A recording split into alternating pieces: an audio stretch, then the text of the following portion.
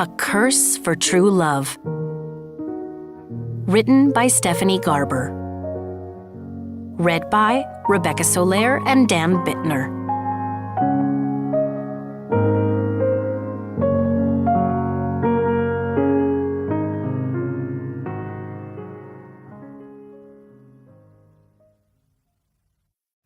For anyone who's ever hoped for a second chance. Part 4. Happily Ever After. Chapter 1. Evangeline. Evangeline Fox always believed she'd find herself inside of a fairy tale one day. As a young girl, whenever a new shipment of curiosities would come into her father's shop, Evangeline would immediately rush to the crates. She would examine each item inside and ask herself, could this be it? Could this be the object that would thrust her into a fantasy?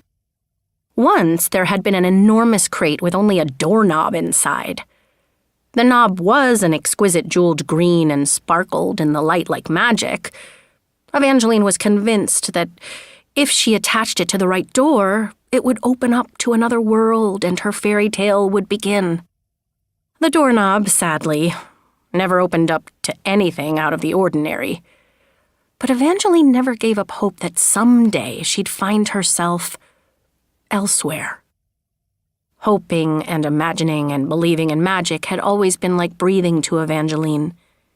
And yet, it was suddenly very difficult to breathe as she finally found herself elsewhere, wrapped in the arms of a handsome young man who said he was her husband. Husband? The word made her head spin. How? She was too overwhelmed to ask more than that one word. In fact, she couldn't even manage to speak it aloud. If she wasn't being held, Evangeline might have crumpled back onto the floor.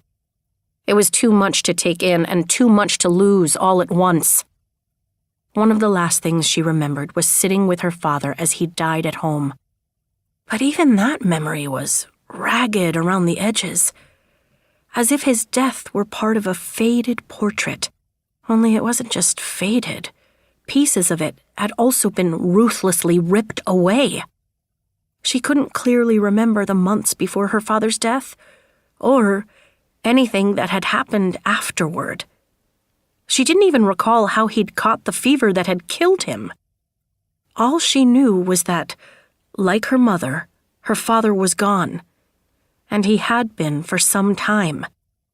I know this must be frightening. I imagine you feel alone, but you're not, Evangeline. The stranger who'd said he was her husband held her tighter. He was tall, the sort of tall that made Evangeline feel small, as he held her close enough for her to feel that he was shaking too. She didn't imagine he was as terrified as she was, but clearly he didn't feel as confident as he looked. You have me, and there is nothing I wouldn't do for you. But I don't remember you, she said. She was a little reluctant to pull away, but it was all so overwhelming. He was overwhelming. A deep line formed between the stranger's brows as she pulled back. But he replied patiently, his voice low and soothing as he said, My name is Apollo Acadian. Evangeline waited again for a flare of recognition, or even just a tiny spark. She needed something familiar, something to hold on to that would keep her from collapsing back onto the ground. And Apollo looked at her as if he wanted to be that. No one had ever looked at her with so much intensity. He made her think of a hero from a fairy tale, broad-shouldered with a strong jaw, dark, smoldering eyes, and clothing that spoke of the sort of wealth that conjured images of treasure chests and castles. He wore a high-collared dark red coat with rich gold embroidery covering the cuffs and the shoulders. Beneath it was some sort of doublet. At least she thought that's what it was called. The men at home in Valenda dressed quite differently. But clearly she wasn't there anymore. The thought brought a new wave of panic that made her words come out in a rush. "How did I come to be here? How did we meet? Why don't I remember you?" she asked. "Your memories were stolen by someone who's been trying to tear us apart." Something flickered in Apollo's brown eyes, although if it was anger or pain, she couldn't tell. Evangeline wished she could remember him, but the harder she tried, the worse she felt. Her head hurt, and her chest felt hollowed out, as if she'd lost more than just her memories. For a second, the agony was so deep and so brutal, she clutched her heart, half expecting to find a jagged hole. But there was no wound. Her heart was still there. She could feel it beating. Yet for a devastating moment, Evangeline imagined that it shouldn't have been, that her heart was supposed to be as broken as she felt. Then it hit her. Not a feeling, but a thought. A sharp, fragmented one. She had something important to tell someone. Evangeline couldn't remember what it was, but she felt as if her entire world depended on this one thing she needed to share. Just thinking about it made her blood rush. She tried to remember what this something was that she needed to say, and who it was she needed to tell. Could it be this Apollo person? Could this be why her memories had been stolen? "Why is someone trying to tear us apart?" Evangeline asked. She might have thrown out even more questions. She might have asked once more how they'd met and how long they'd been married. But Apollo suddenly looked nervous. He shot a furtive glance over Evangeline's shoulder before quietly saying, "It's complicated." She followed his gaze to the strange wooden door she'd been curled up against. On either side of the door were two warrior angels made of stone, although they looked more lifelike than stone carvings were supposed to. Their wings were outstretched and spattered in dried blood. The sight of it brought another pang in her chest, as if her body still remembered even though her mind had forgotten. "Do you know what happened here?" she asked. For a split second, something crossed Apollo's face that almost looked like guilt. But it might have just been sadness. "I promise. I'll answer every question you have. But now we need to get out of here. We need to leave before he comes back." "Who is he?" "The villain who erased all of your memories." Apollo took Evangeline's hand, holding her firmly as he quickly led her from the room with the door and the warrior angels. Grainy, late-morning light lit shelves of manuscripts tied up with ribbons and tassels.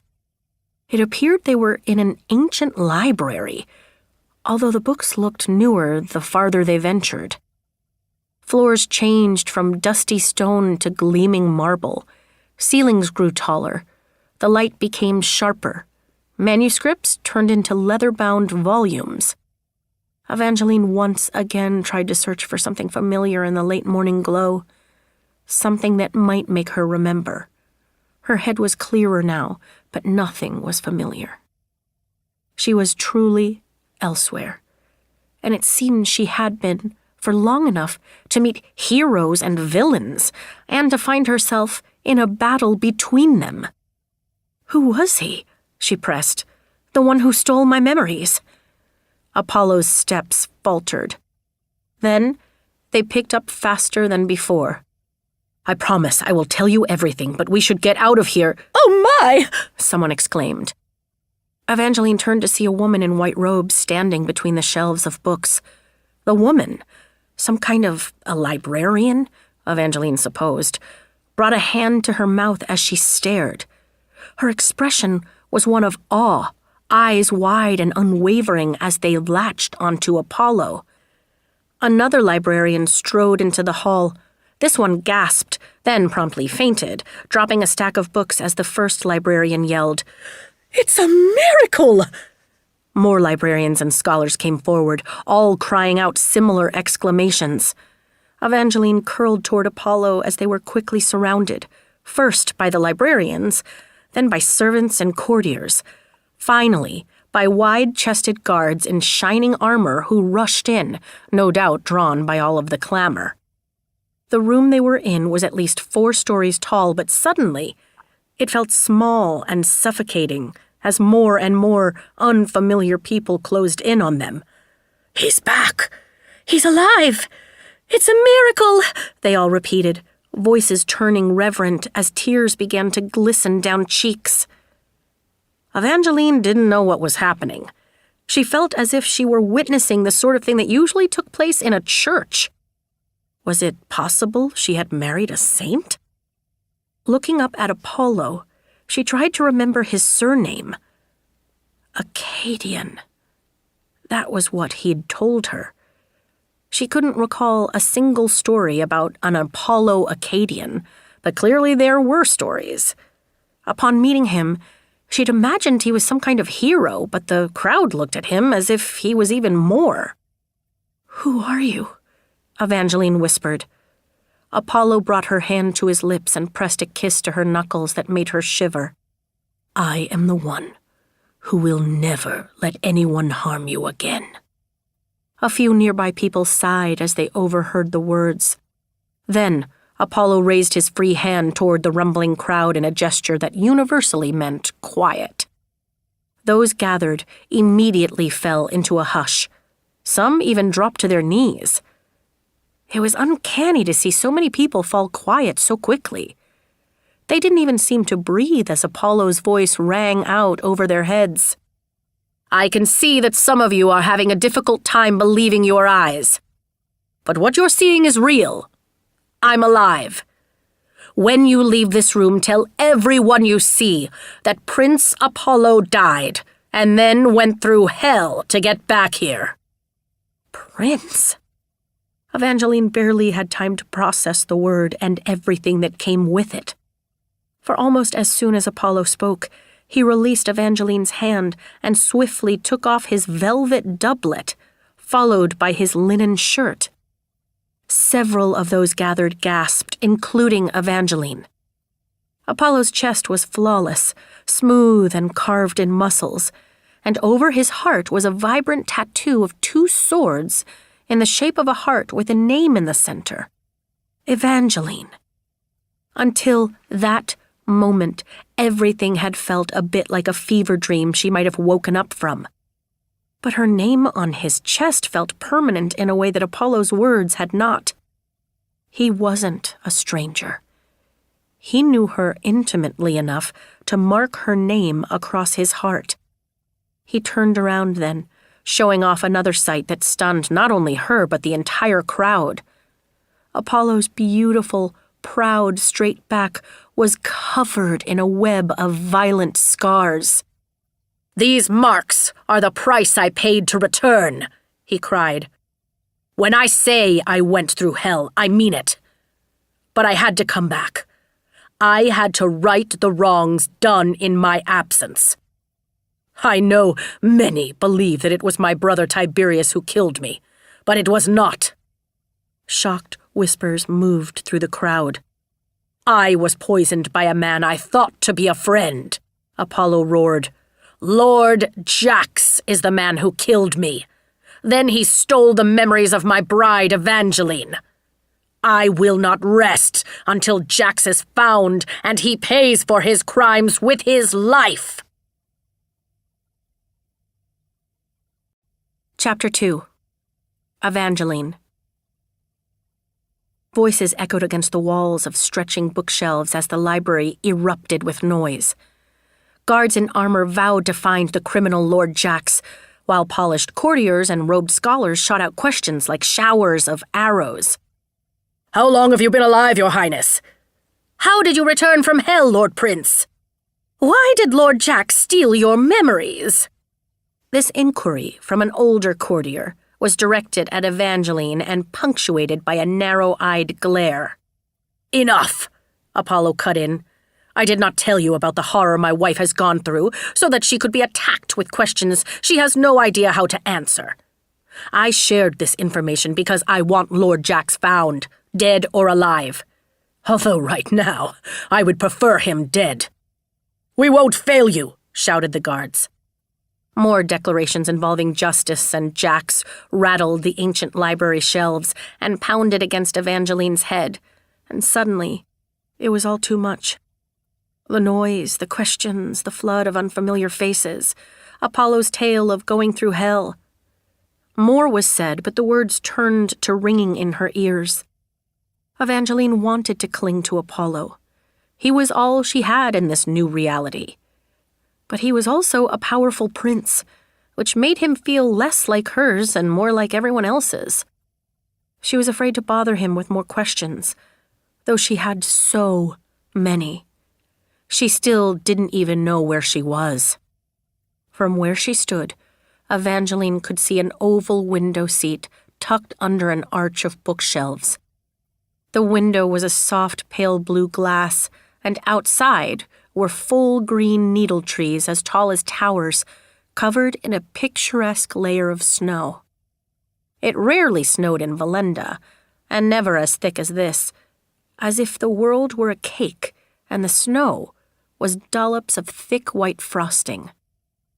As she had noticed before, the fashion here was different as well.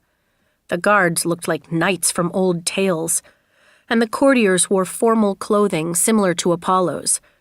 Men were dressed in doublets, while women wore elaborate velvet gowns with off-the-shoulder necklines and dropped waists decorated with brocade belts or strings of pearls. Evangeline had never seen people dressed like this, but she'd heard stories. Her mother had been born in the magnificent north, and she'd told Evangeline countless tales about this land, fairy tales that made it sound as if it were the most enchanted place in all the world. Unfortunately, Evangeline felt far from enchanted at this moment. Apollo met her gaze then and turned away from the shrinking crowd surrounding them. It seemed people had already left to spread the word that Prince Apollo was back from the dead. And why wouldn't they? Evangeline never heard of someone coming back from the dead. A thought that made her feel quite small as she stood next to him. Only a few people remained, but Apollo ignored them all as he gazed into Evangeline's eyes. "There's nothing for you to be afraid of." "I'm not afraid," she lied. "You're looking at me differently."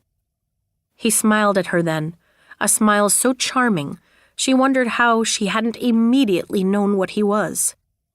"You're a prince," she squeaked. Apollo grinned wider. "Is that a problem?"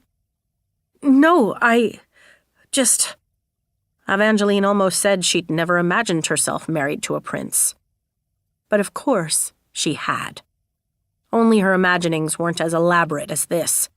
This was beyond every pastel dream she had ever had of royalty and castles and faraway places. But she would have traded it all to remember just how she'd gotten here, how she'd fallen in love and married this man and lost what felt like part of her heart. It hit her then.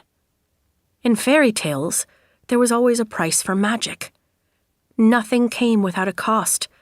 Peasants who turned into princesses always had to pay.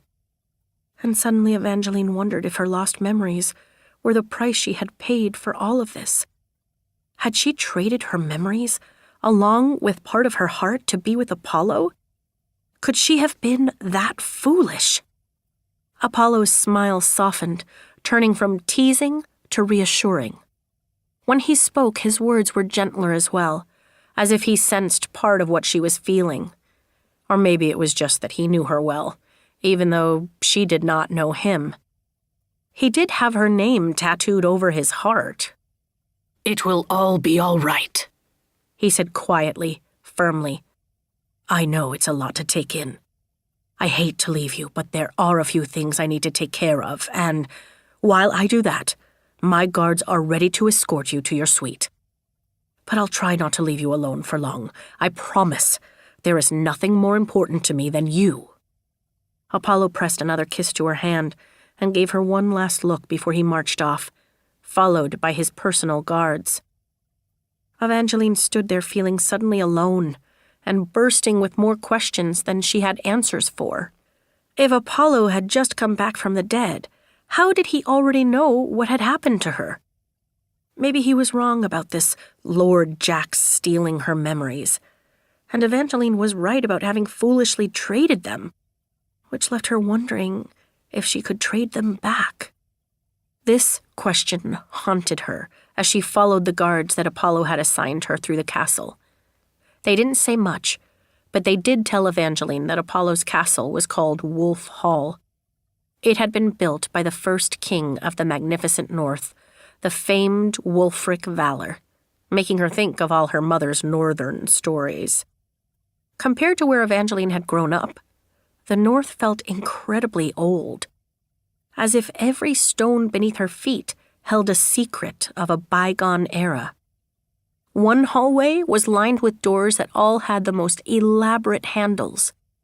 One was shaped like a little dragon, another looked like fairy wings, and then there was a wolf's head wearing a pretty flower crown. These were the types of handles that tempted her to pull them and made her suspect they might be a little alive, like the bell that had hung outside the door to her father's curiosity shop.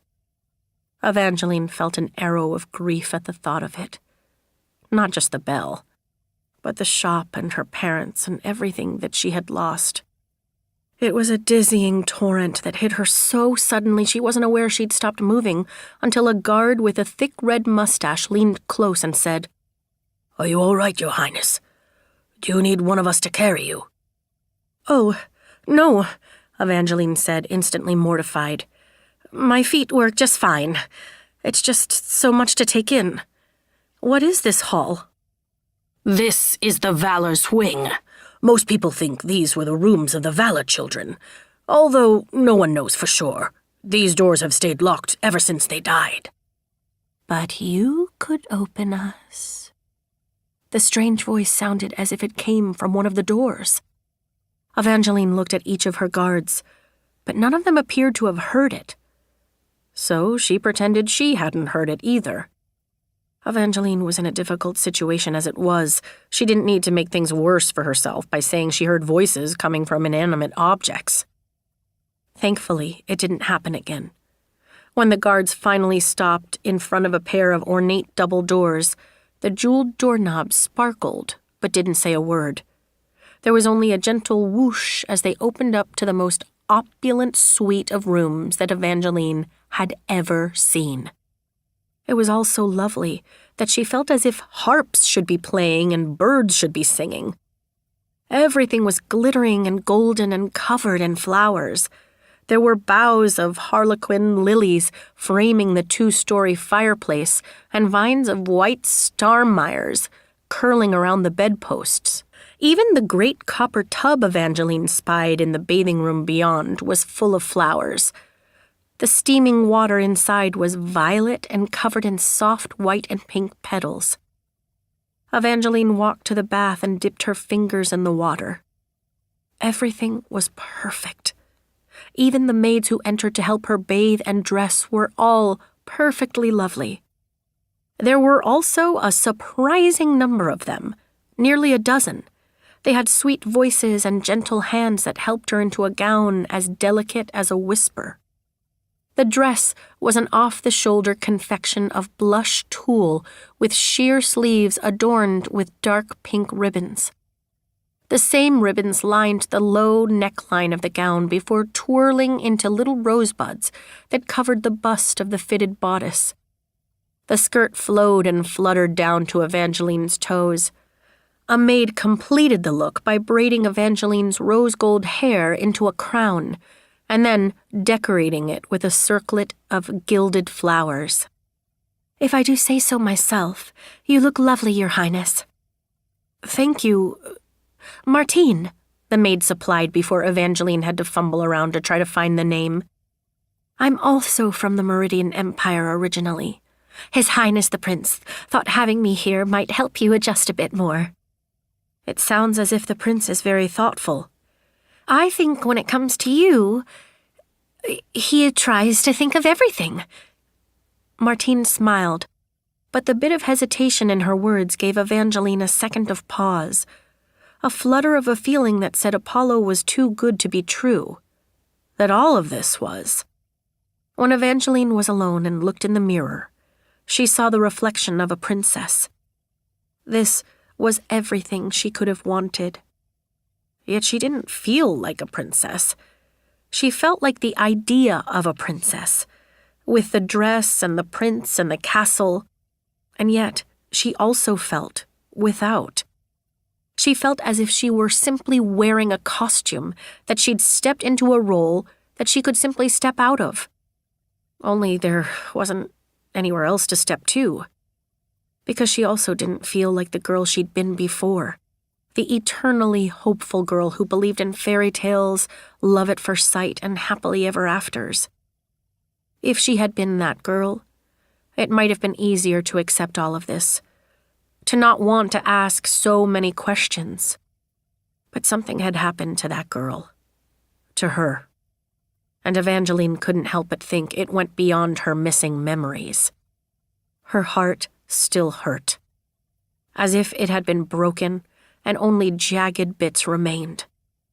She put a hand on it, as if to keep more pieces from breaking off.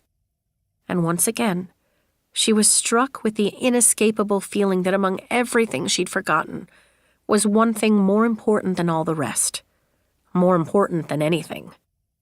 There was something absolutely vital she needed to tell someone. But no matter how hard she tried, she could not remember what it was or who it was she needed to tell. Chapter 3. Evangeline.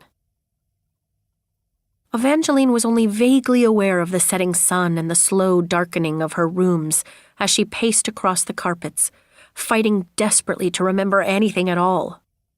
She hoped that when Apollo returned, he'd be able to give her more answers. But when the door to her rooms finally opened, instead of the prince, she was greeted by an aged physician and a couple of his younger apprentices. "My name is Dr. Irvis Stillgrass," said the senior physician, a bearded man with spectacles perched on the tip of his pointed nose. "Telma and Ural are my apprentices." He motioned to the others. "His Highness wanted us to ask you a few questions to see just how many of your memories were taken." "Do you have any way to bring them back?" Evangeline asked. Dr. Stillgrass, Telma, and Ural all pursed their lips at once, a response that Evangeline took to mean no. She wasn't surprised, which was almost as disturbing. Evangeline almost always felt hopeful, yet she couldn't summon that hope today. Again, she wondered what had happened to her. "Why don't you take a seat, Princess?" Dr. Stillgrass motioned toward a tufted chair near the fire, which Evangeline dutifully took.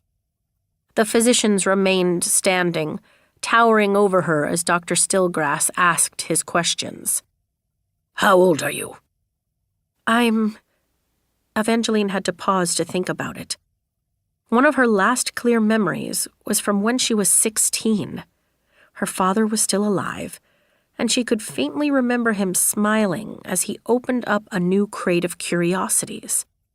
But that was all she could recall. The rest of the memory was blurry around the edges, like a dirty pane of glass that gave the impression of an image without actually showing what it was.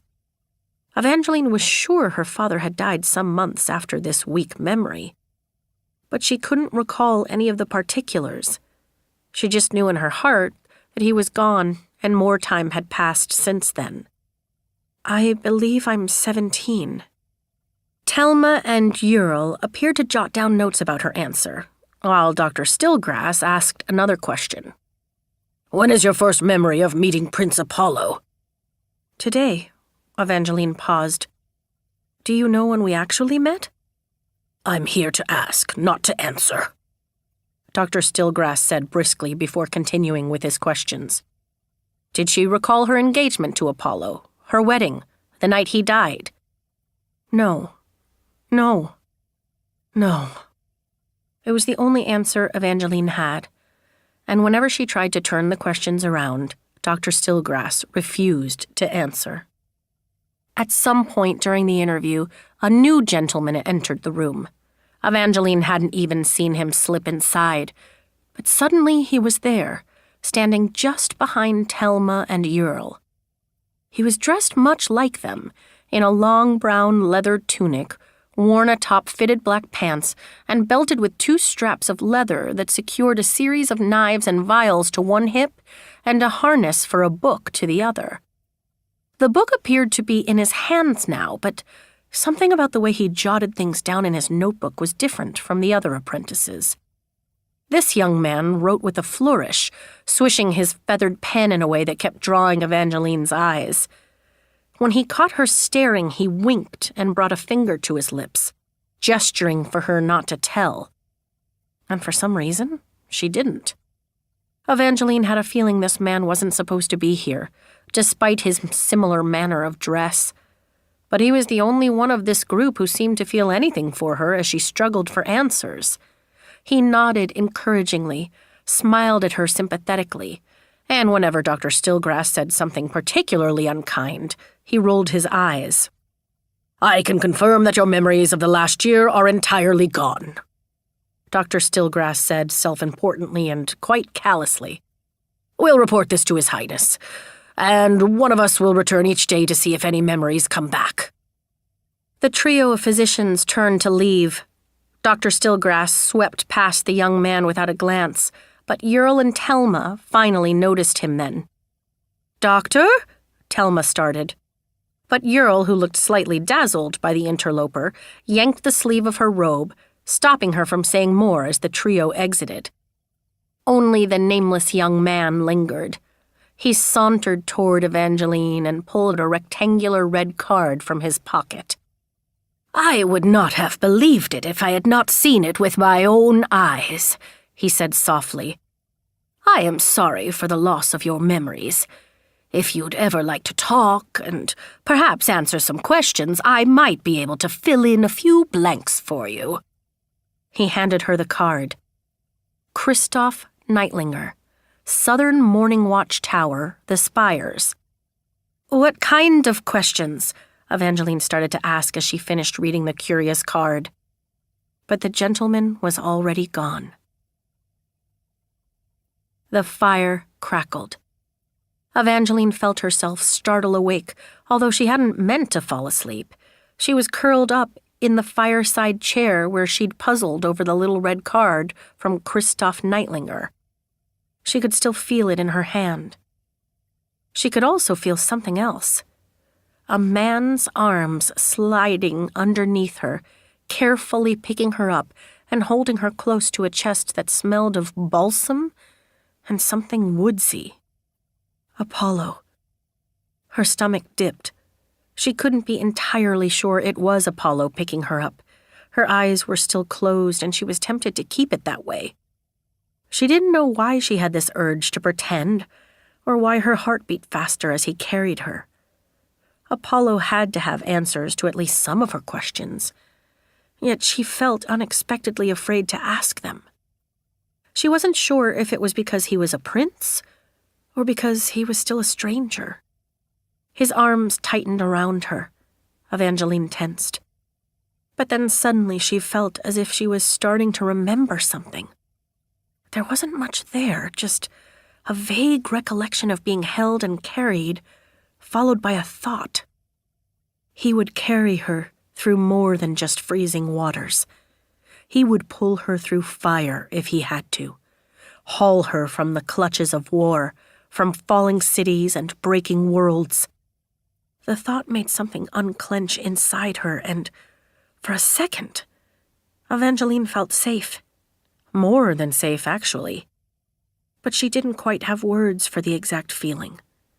She only knew it wasn't something she'd experienced before. This deep level of protectiveness. Slowly, she cracked open her eyes.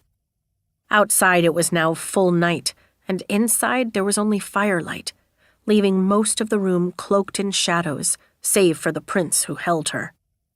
The light clung to him, gilding the edges of his dark hair and his strong jaw as he carried her toward the bed. "I'm sorry," Apollo murmured. "I didn't want to wake you, but you looked uncomfortable on the chair." Gently, he laid Evangeline on a downy quilt. Then he brushed a quick kiss to her cheek.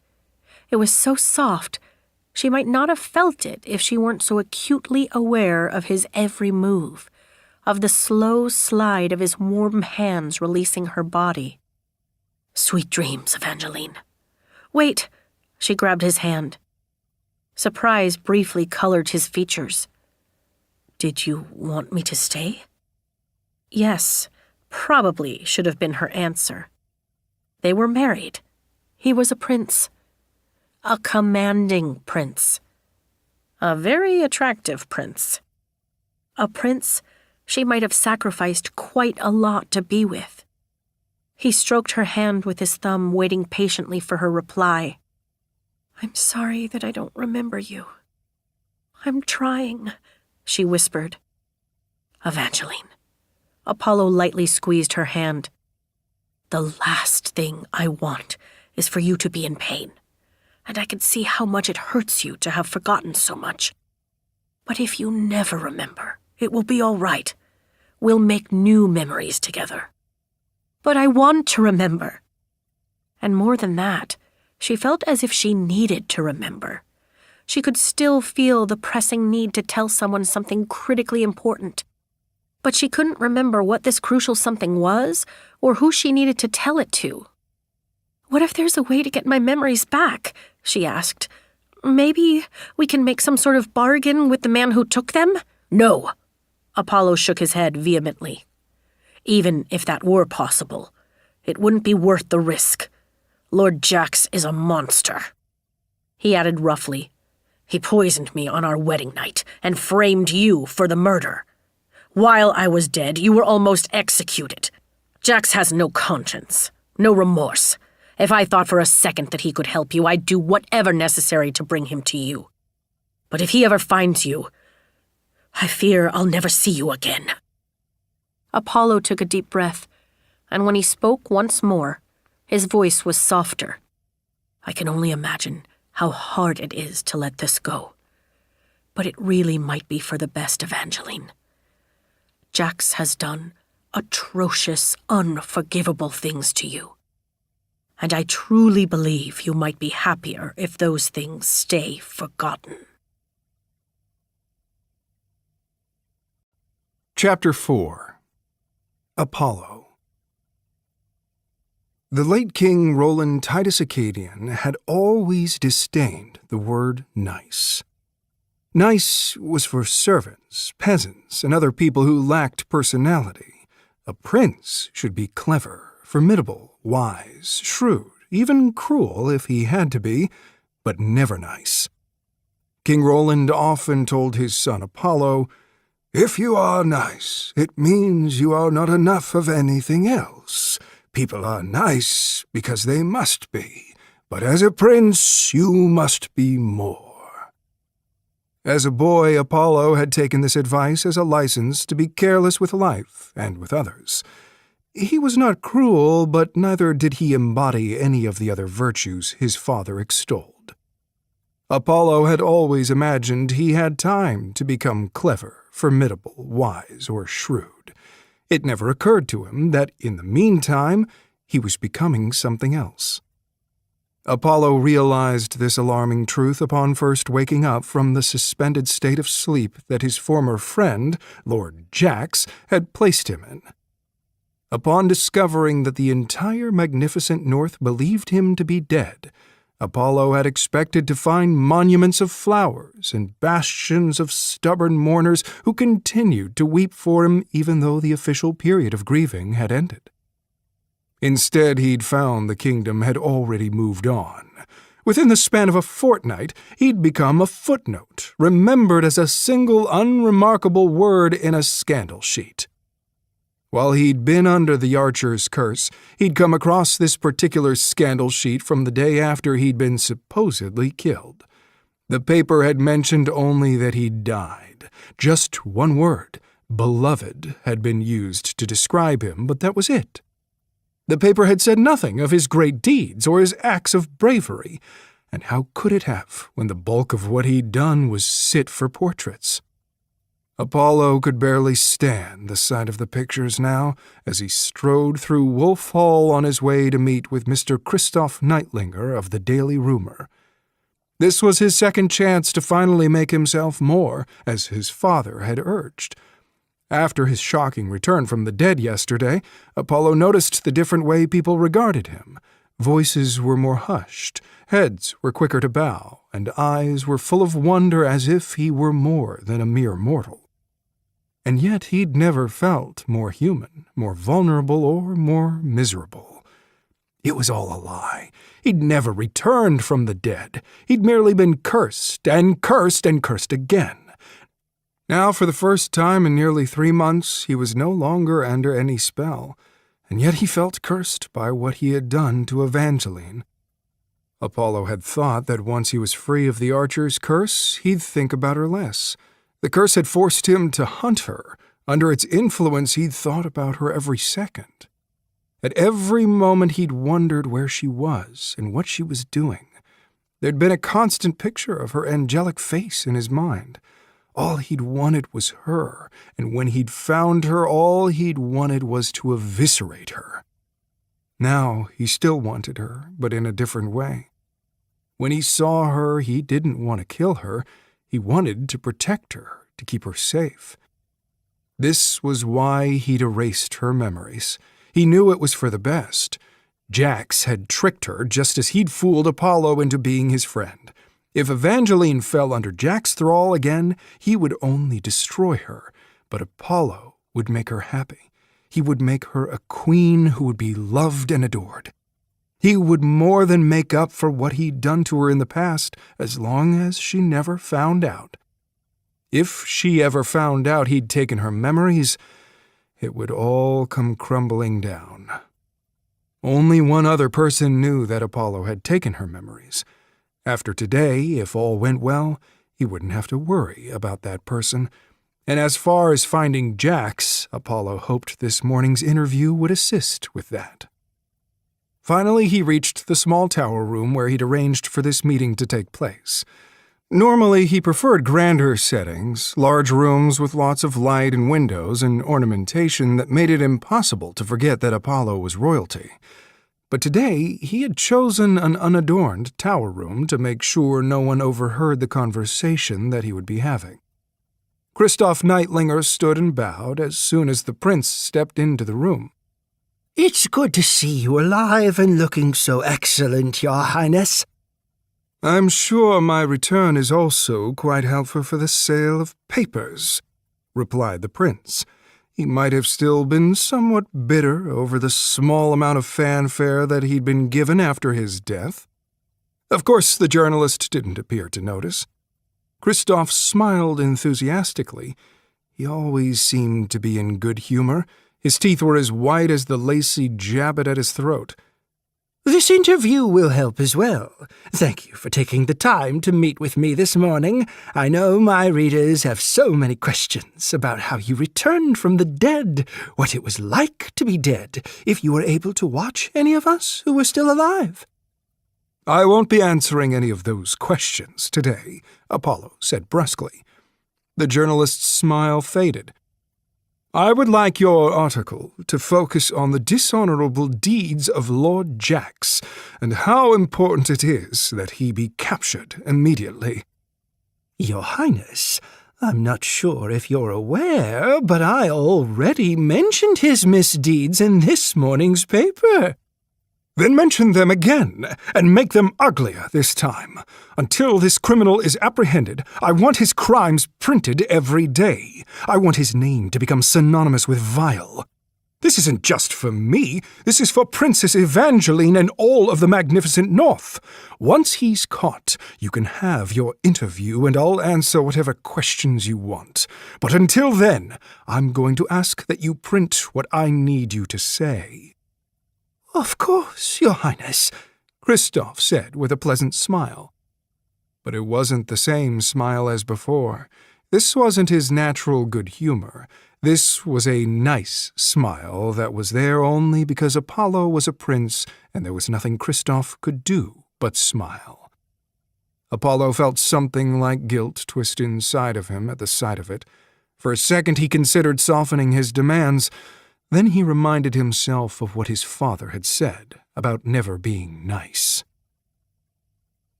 After his meeting with Kristoff, Apollo wanted to check on Evangeline. There were servants, of course, who provided him with updates on her. Thus far, he'd been told she was healthy and well and still without any memories. Apollo hoped that after his warning from last night, she'd give up any ideas of pursuing her memories. But the Evangeline he knew was not one to give up. She'd found a way to cure him of the Archer's curse, and he imagined that, if given a chance, she'd also find her missing memories. Therefore, Apollo did not plan to give her a chance. He'd already made provisions to make sure she'd be fully occupied this morning. He would have preferred to be the one occupying her time, but there would be opportunities for that later. First, there was one more matter to take care of: the Council of Great Houses. Yesterday, he'd met with a few of the members to prove he wasn't an imposter and that he'd truly returned from the dead. After that, there'd been a lengthy discussion about what to do with the actual imposter heir who'd tried to steal his throne. That, however, had proved entirely unnecessary, as the whelp seemed to have fled sometime during the discussion. It seemed the imposter heir had been warned by a couple of servants who were enamored with him. Apollo had sent a number of guards after him, but the imposter wasn't his priority for now. The prince slowed his steps as he reached the door that led to the chamber where the council met. The room on the other side always reminded Apollo of a giant pewter goblet. The walls were slightly rounded, and the air was subtly silver, giving everything a sharp, sword-like quality. In the center of the room was an aged white oak table that was said to have been there since the days of the first king of the magnificent North, Wulfric Valor, a rugged man from another era who now sat at the far end of the table. All conversation stopped as soon as Apollo entered the room. But it was clear from the tableau that until this moment the conversation had centered entirely around the newest member of the council, the famed Wulfric Valor. Although only Apollo knew who Wulfric really was, no one else on the council knew that Wulfric, along with the entire Valor family, had been locked away in the Valerie until the previous day.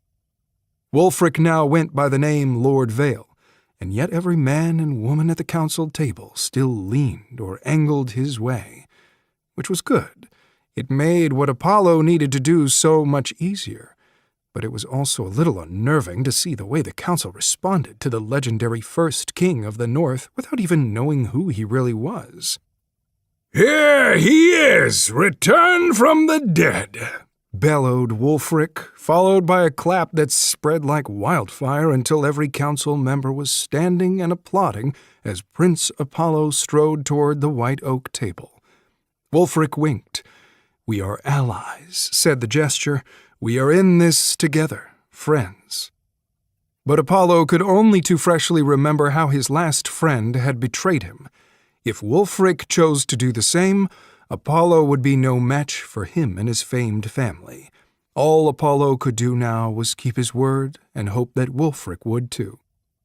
"I see that many of you have already met our newest council member," said Apollo, intentionally phrasing it like a statement rather than a question.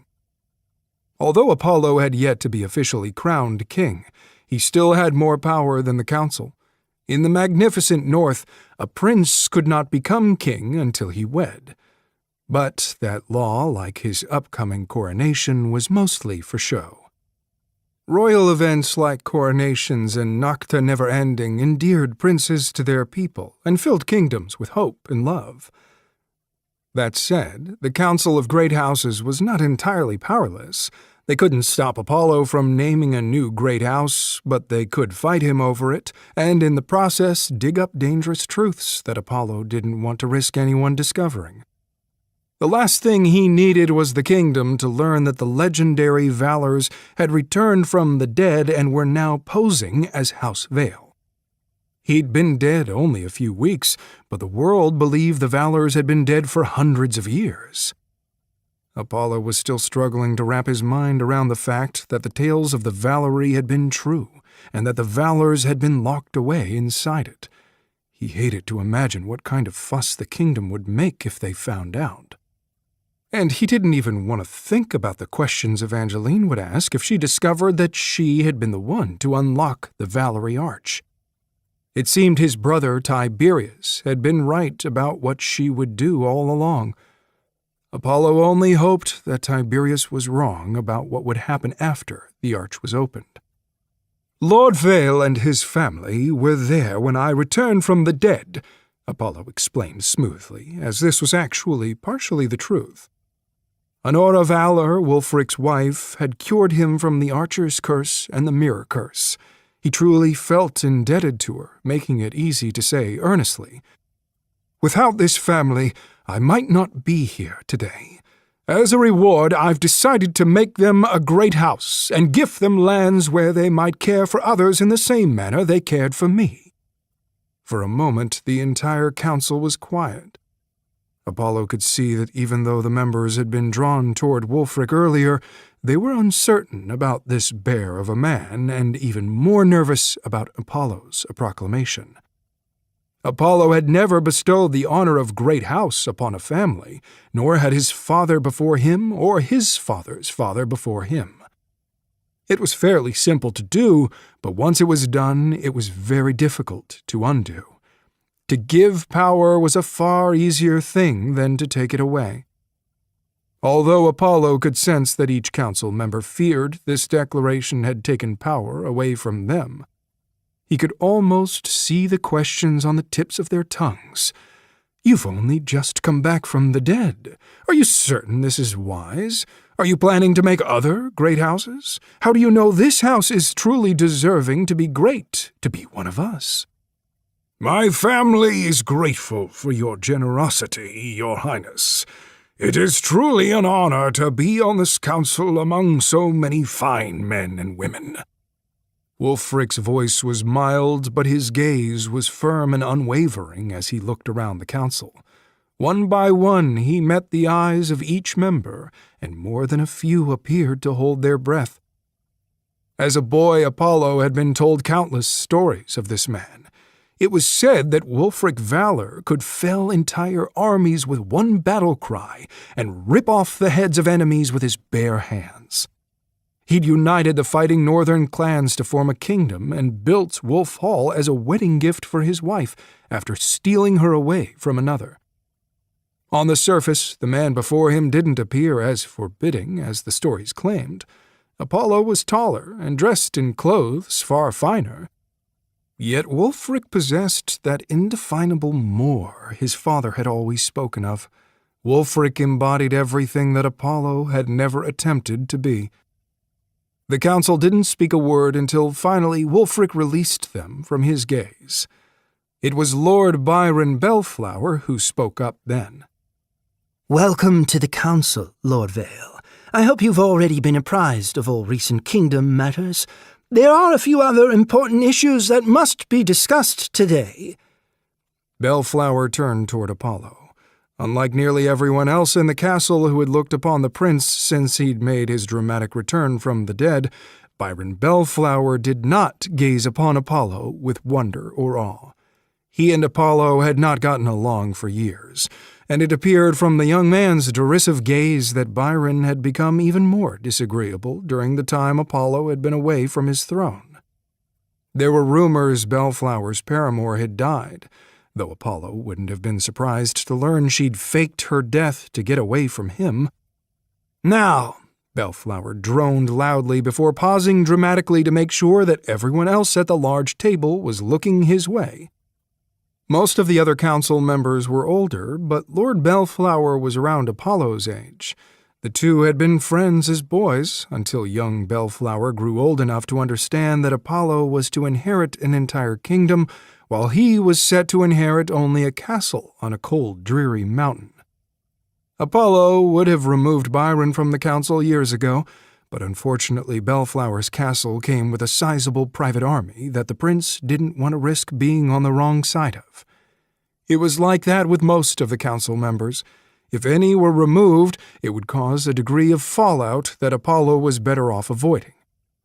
"I know you spoke with a couple of other council members yesterday about a quick and speedy coronation," Bellflower continued.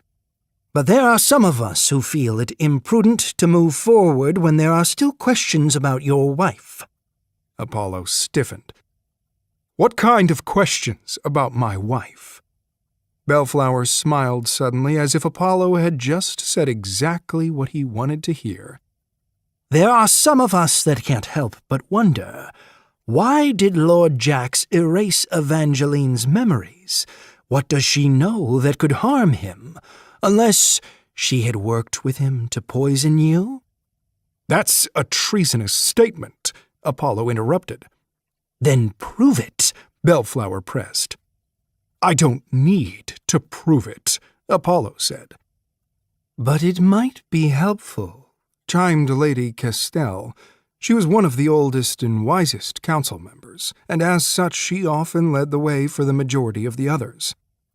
"I do not believe your bride to be a murderess, but the rumors that swirled around Evangeline after your death were nasty, and she is a foreigner. It could only work in her favor to find a way to show the people that she is now truly part of this kingdom and is fully loyal to you." "How do you propose I do that?"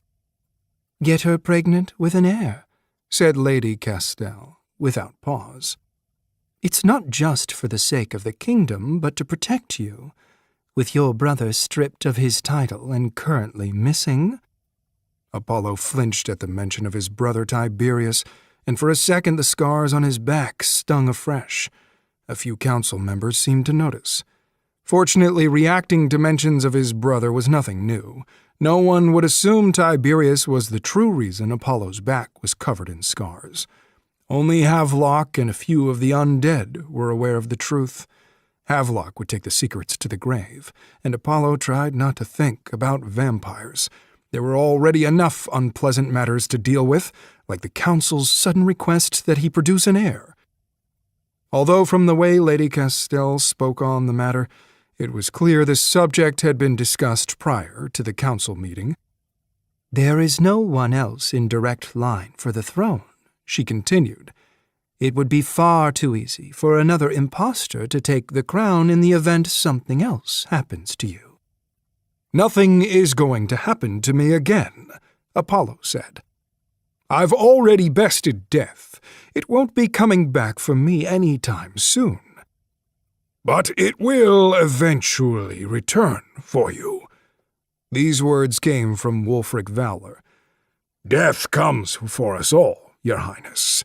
Having an heir will do more than protect the kingdom. It might scare death away for a little longer." Wulfric looked across the table solemnly.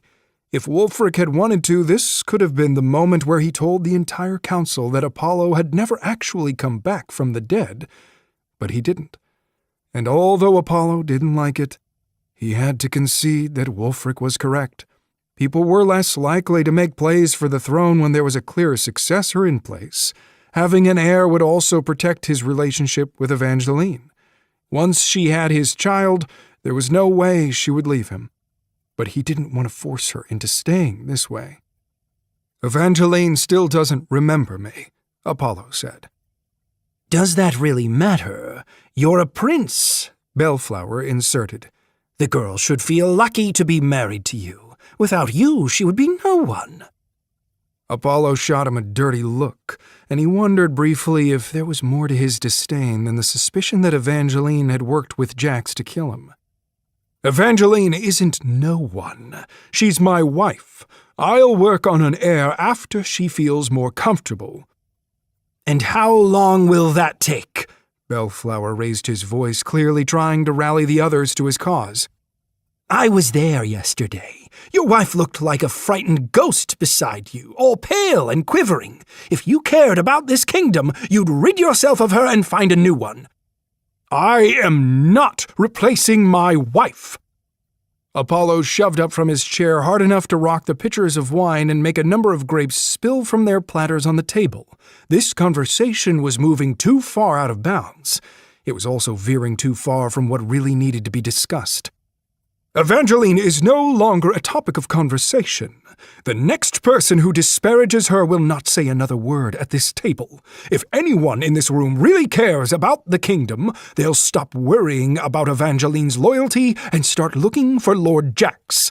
Until he's dead, no one is safe. Chapter 5. Evangeline. In the light of a fresh day, everything felt less like a blurred fever dream and more like a picture-perfect stained glass window. Evangeline's room smelled of lavender tea, buttery pastries, and some unidentifiable grassy sweetness that made her think of exquisitely manicured gardens. For one beautiful moment, she found herself thinking, "This is what perfect feels like." Or, it should have felt that way. The broken bits inside of her warred with this elegant scene. A small but firm voice in her head said, "This isn't perfect. This isn't right."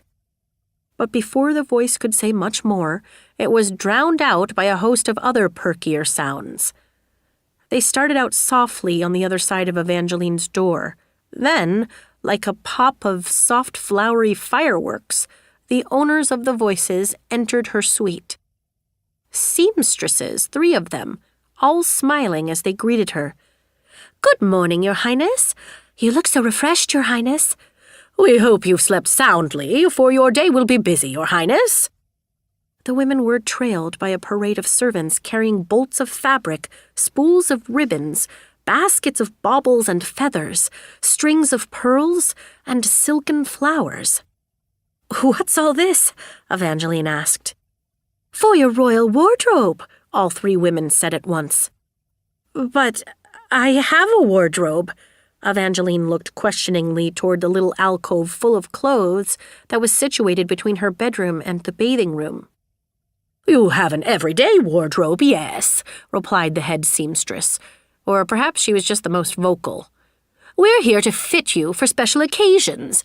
You'll need something spectacular for your coronation. Then there will be your coronation ball, and the hunt could happen any day." "Then, of course, you'll be putting together your own council," the tallest of the seamstresses chimed in. "You'll need to be smartly dressed for each of those meetings. And you'll want some frothy gowns for all the upcoming spring festivals and formal dinners," said the 3rd seamstress. Then they all started chattering about how perfect her coloring was for spring, and wouldn't it be lovely to make sure every gown she wore had at least a hint of pink to match her lovely hair? In the midst of it all, more servants appeared. They wheeled in golden carts covered in snacks and treats, as pretty as treasure in a chest. There were cookies shaped like castles, tarts topped in glistening pastel fruit, poached pears in a swirling golden sauce, candied dates wearing miniature crowns, and oysters on ice with pink pearls that glistened under the light. "We hope this is all to your liking," said one of the servants. "If there's anything else you need, just ask. His Highness the Prince wanted you to know that you can have whatever you wish." "And if you ever need a break, merely let us know," said the tall seamstress, before reaching into her little apron and pulling out a measuring tape. It was shortly after this, when Evangeline's arms were being measured for gloves, that she noticed a scar. It was on the underside of her right wrist, thin and white, shaped like a broken heart, and it had definitely not been there before. As soon as the measuring was done, Evangeline lifted her wrist to examine the strange broken heart. She ran a finger over it carefully. Her skin prickled as she touched it. In that instant, it was as if the precious bubble she was inside of burst. Pop, pop, pop. The wonder of all the treats and sweets and beautiful fabrics faded as Evangeline stared at the little broken heart. She couldn't remember it at all, but she did remember the little voice in her head from earlier, warning her that everything wasn't perfect. Evangeline continued to study the scar, trying hard to remember how she'd received it, until she caught the tall seamstress staring at her oddly. Evangeline quickly covered the scar with her hand. The seamstress didn't say anything about the heart, but something about the way she had stared at it made Evangeline feel inexplicably nervous. Then she noticed the woman covertly slipping away from the suite as the other seamstresses continued working. Evangeline didn't know if the scar was truly something to worry about, or if maybe she was just imagining the woman's reaction. Evangeline had no reason to feel alarmed, other than the voice in her head telling her that something wasn't right. But maybe what was really wrong was that she was hearing a voice in her head. Maybe she could have trusted it if she'd been tossed in a dungeon. But she was in a castle straight out of one of her mother's stories, and married to a dashing prince who'd come back from the dead and who was desperately in love with her. This new life was not just a fairy tale, it was more like something from a legend. While fabrics and feelings continued to swirl around her, another visitor arrived, one of the physician's apprentices from yesterday. Evangeline remembered her name was Thelma. Evangeline didn't know how long it was she'd been standing there.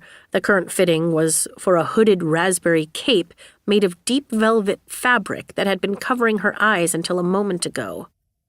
"I have just come for a quick checkup, Your Highness," said Thelma. "Is this a bad time?" "Oh, no, I'm just practicing being a pincushion," said Evangeline, hoping to sound more cheerful than she felt. "How are your missing memories?" Thelma asked. "Have any returned?" "I'm afraid not," Evangeline said. She wondered then if maybe she should mention the voice in her head. But Thelma's reply gave her pause. "I'm sorry you still can't remember," she said. And it could have just been Evangeline's over-eager imagination. But she could have sworn this assistant didn't look sorry at all. If anything, she appeared relieved. The reaction brought to mind what Apollo had told Evangeline last night. "Jax has done atrocious, unforgivable things to you, and I truly believe you might be happier if those things stay forgotten." Until then, Evangeline had tried not to think about it. Thinking about her missing memories too much made her feel overwrought, overwhelmed, and in too far over her head. She so wanted to believe that if she could just find a way to get the memories back, it would all be better. But what if Apollo was right? What if remembering only made everything worse? He'd seemed truly concerned at the prospect of her getting them back. And now, this assistant looked as if she felt the same way, as if Evangeline was genuinely better off forgetting. Yet it was difficult to completely dismiss her unease. Perhaps it was because thus far, she really had nothing but Apollo's word. "Thelma, I heard something last night, and I'm just wondering if it's true. I heard Apollo was murdered on our wedding night and I was framed for the crime." Thelma paled at the question. "I never believed you did it." "But it's true that others believed I did?"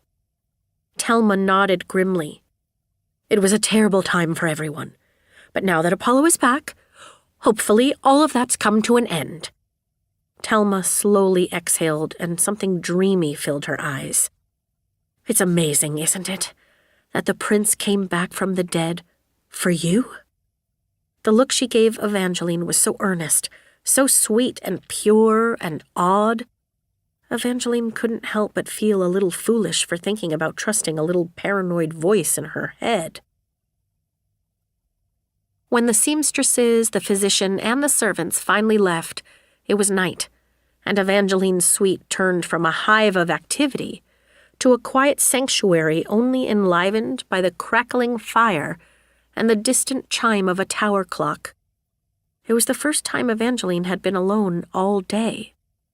But the quiet did not last. Shortly after she found herself alone, a knock sounded on her door. "May I enter?" asked Apollo. Evangeline quickly looked in the closest mirror to check her reflection and smooth her hair, unexpectedly flustered before she replied, "Come in." The door opened quietly, and Apollo strode confidently inside. He was still handsome, and he was still a prince. Not that Evangeline had expected him to stop being handsome or a prince. She was just overcome by the truth of it once again. By his standing in her suite, all tall and regal. And she imagined he knew how good he looked, and exactly what effect he was having on her. He smiled wider as her cheeks grew warmer. She hoped it wouldn't always be this way. It had only been a day and a half since she had met him, at least that she remembered. "I heard you've been indoors all day. Join me for a walk." He said the word walk with a twist of his mouth that made Evangeline think they'd be doing more than just walking. Her stomach did a giddy little tumble. She didn't know if it was perhaps her memories coming back, or if maybe she was simply attracted to him. "Yes, I'd love to join you." "I'm glad to hear that." Apollo brought Evangeline a fluffy white cloak lined in snow-white fur. He helped her with her cloak, warm fingers lingering at the nape of her neck as he moved her hair. It felt more intentional than accidental. In fact, Evangeline was beginning to suspect that everything Apollo did was by design. Keep listening to this audiobook. I've left you a link in the description so you can do it, at no cost thanks to Audible's 30-day free trial.